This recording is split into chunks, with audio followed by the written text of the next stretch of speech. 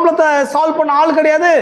நீங்க அங்க போனாலும் ஒரு நபர் தான் சால்வ் பண்ண போறாங்க. அந்த பர்சன் நீங்களே என்ன பண்ணிடலாம், நீங்களே சால்வ் பண்ணிடலாமே அப்படின்னு சொல்றாரு. அப்போ கிறிஸ்துவோட பிராக்டிக்கல் லைஃப் என்ன, இந்த உலகத்துல என்னுடைய வாழ்க்கை இப்படி இருக்கணும், இந்த விதமா இருக்க வேண்டும். நான் தீர்ப்பு செய்யறேன், நான் ஜட்ஜ் பண்ற அளவுக்கு இருக்கிறேன்னா, நான் ரொம்ப அநீதிக்காரன் இருந்துடக்கூடாது, நான் அநியாயக்காரன் இருந்துடக்கூடாது. நான் ஜட்ஜா இருக்கிறேன்னா நான் யாரும் இருந்துடக்கூடாது, நான் அநியாயக்காரன் இருக்கக்கூடாது, அநீதிக்காரன் இருக்கக்கூடாது, பாவம் செய்யறவனா இருந்துடக்கூடாது, மோசம் பண்றவனா இருக்கக்கூடாது, ஏமாத்துறவனா இருக்கக்கூடாது, மக்களை கவர்ச்சிகரமான விஷயத்தை காட்டி அவங்கள மோசம் பண்ணிடுவோம் கூடாது.